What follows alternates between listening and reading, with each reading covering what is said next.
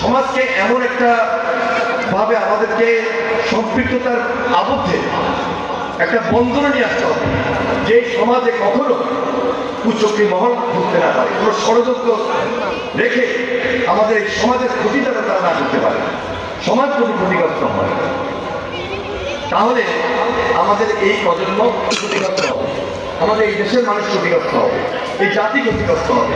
এই ব্যাপারে আমরা খুব সতর্ক আছি। এই জন্য বিএনপি একটা মডারেট দল, এই দলের মধ্যে এমন একটা ইউনিটি আমরা সৃষ্টি করে রেখেছি যে আমরা ভবিষ্যতে যে নির্বাচনটার কথা প্রাধান্য দিচ্ছি সেই নির্বাচনটা আমরা বলেছি আন্দোলনের পরে। বিএনপি একটা বৃহত্তর রাজনৈতিক দল, আমরা এককভাবে ক্ষমতা আসলেও আমরা দেশ এককভাবে পরিচালনা করবো না। 31 দফার ভিত্তিতে দ্বিকক্ষ বিশিষ্ট পার্লামেন্টের মাধ্যমে আমরা দেশ পরিচালনা করতে চাই। সেখানে যথেষ্ট সংস্কারের কথা উল্লেখ রয়েছে এবং এই সংস্কারগুলো ইদানিংকালে খুব বেশি প্রয়োজন। যে সংস্কারের কথা এই সরকারের বলছে, এই যে অন্তর্বর্তীকালীন সরকার। সুতরাং বিএনপি সবাইকে নিয়ে, বিশেষ করে ফ্যাসিবাদ বিরোধী যারা আমরা আন্দোলন সংগ্রাম করেছি, যারা আমরা এখানে আন্দোলন সংগ্রাম ঐক্যবদ্ধভাবে করেছিলাম, যুগপৎ আন্দোলন করেছি, তারা সবাই মিলে আমরা জাতীয় ঐক্যমতের সরকার গঠন করব। তার মানে পুরো জাতীয় ঐক্যবদ্ধ থাকবে, এটাই হলো আমাদের পরিকল্পনা। এই পথে আমরা হাঁটছি। সুতরাং এই ঐক্য যেন বিনষ্ট না হয়।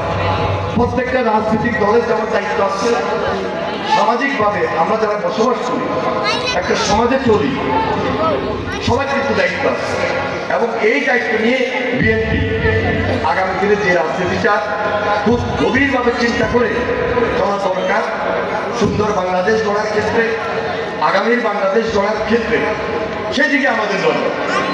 এই জন্য এই মুহূর্তে এই দেশের একদিকে সংস্কার, আরেকদিকে নির্বাচন খুব বেশি জরুরি হয়ে পড়েছে। কারণ সমাজে কিছু অস্থিরতা আমরা লক্ষ্য করছি, সেটা অর্থনৈতিকভাবে বলেন, সেটা আইন শৃঙ্খলার অবনতিতে বলেন, সেটা দ্রব্যমূল্যের কথা বলেন, সমাজের চুরি ডাকাতির অথবা চাঁদাবাজের কিছু ঘটনার ক্ষেত্রেও বলেন। একে অপরের নাম দিয়ে একে অপরকে ব্যবহার করে এই ধরনের কিছু বদনাম আমাদের দেশে অথবা আমাদের এই সমাজকে অস্থিরতার জন্য কাজ করছে।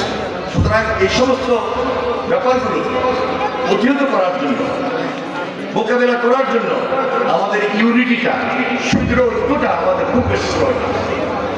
আমি ঐক্যকে প্রাধান্য দিচ্ছি যেন আমরা এই সমাজে মিলেমিশে সবাই একত্রিতভাবে থাকতে পারি।